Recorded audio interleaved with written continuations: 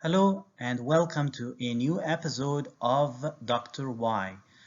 We are about to discuss the efficiency university and how we can improve the efficiency of documentation and using the EMR, whether it be for doctors or mid-level providers. How macros can help with that, how it can speed you up, help you achieve more life-work balance, and save you from the time of documentation and give more time to your patients, to your family, or whatever else you wish to pursue outside of the office. So let's get started, and first let's ask, what are macros? The macros are lines of text. They are phrases or sentences or text paragraphs that are used repeatedly in documentation. You know what I'm talking about. A lot of times when you see a patient, you repeat the same instructions. You talk about the same side effects of the medications, of the common medications that you prescribe, or you review labs and you need to document that. So these are all documentation pieces that you can repeat over and over again, but to do that, either by typing them or even by dictation, by the Dragon software or any other voice recognition software, that would take a lot of time. So macros are created to help you with this. Every EMR has a way of creating, saving, and using macros. The one that I'm showing you right now is on ECW, a common outpatient EMR, but I'm hopeful to do other macros and how to use them either on Dragon or on Cerner or other systems. We start from the treatment section of the note. And in the treatment section of the note, as you can see here circled in red, that is the word browse. You need to click on that. Once you click on that, it opens a window for the macros. You can create a new macro by clicking on New. Then you have to choose a symbol that is going to be unique to you and that you will use for all of the macros you create. And that will help you locate those macros when you're trying to utilize them during the office visit.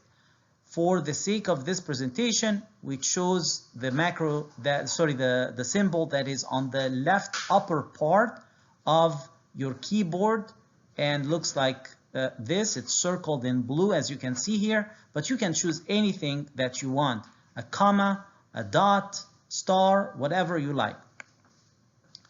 And then you need to type two things. You need to choose a name or a title of that macro, and you need to write the text of the macro itself.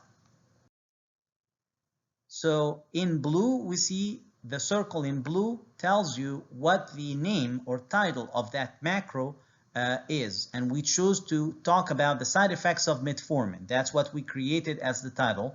Then in red, you see the text of the macro itself. Side effects of metformin were discussed with patient at length. They include nausea, vomiting, and diarrhea. Patient is instructed to call us if these symptoms were to occur. Instead of having to type this same paragraph over and over again in your evaluation, assessment, and management, you can just click from now on that title of the macro, and it will post it to your treatment section. Let's create another macro, and that's a common one for surgeons.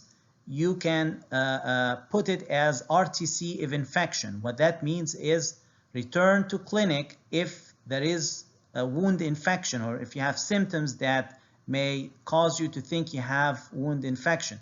And the text is written below.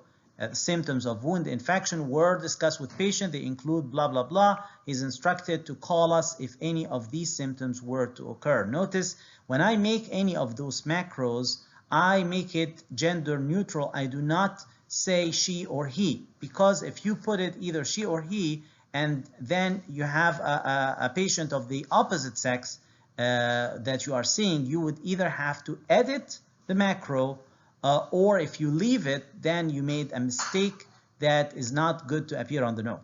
So that's why I always use patient. And another thing that I'm very careful about is not to put apostrophe, and because the apostrophe tends to cause some issues technically with the macros. You can see repeated apostrophes when you start to post the macros, and it just doesn't look good. So sometimes I have to follow an awkward grammar structure to bypass the need to put an apostrophe.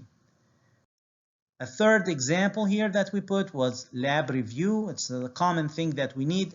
We also have discussed the upcoming changes to documentation. A very important part of that is going to be lab review. So you need to put in lab review in your macros. And the way that you put it, as you see here, the text would read, lab test results were reviewed and were discussed with the patient at length. Now, after that, what comes after that and what you decide to do based on those lab tests, you can free text it, write it specifically in the treatment section, but at least this saves you time from having to write the same thing over and over again. So after we've made those macros, here is how we can look for them. Once we get into the treatment section, again hit browse, and we type the symbol that we chose for our macros in the find section. Then it will pull up all the macros that are listed that begin with that same symbol. And you can simply then click on the one that you want with your mouse, and it will transfer it to the treatment section. As you can see here, we clicked on lab review, RTC, and side effects. So all three appeared. One small technical issue that happened is that you saw here a comma that happened in between those macros. So just for beauty of the note, or if you want the note to look better, you can remove it. It doesn't change the information contained, but just for beauty and to make it look nice, you may want to just erase that. So it will end up like a one big text. When you edit that final part, you can put in anything that you want to type further. You can put it in the same window, but very important, you should not X out of that window, because what happens is if you X out of that window, which is the arrow in red, then it will not save your whatever you typed and whatever you chose in terms of macros. It will not save it to the treatment section. In order to save to the treatment section, you have to click OK. So that saves it and gets you out of that window. It's very important to remember that. So some may have question, what if I want to change the macro? I made the macro, but I don't like how it looks. Well, there is a triangle next to the new part of the chart, or the new button here.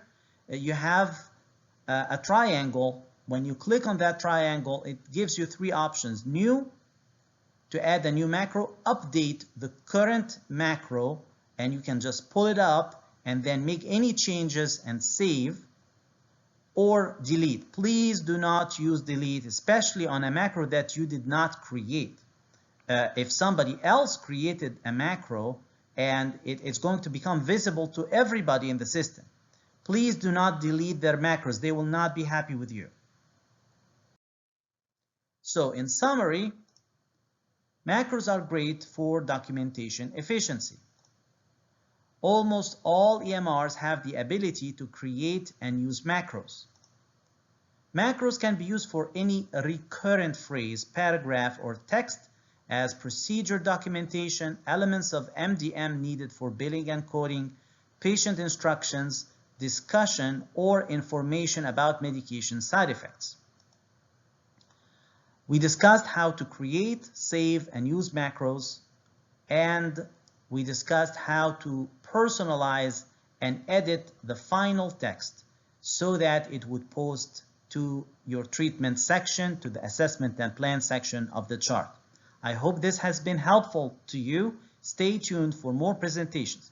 Please don't forget to share, to like and document and comment on anything that you want in the comment section below, and send me an email if I can be of any help. Thank you and have a great day.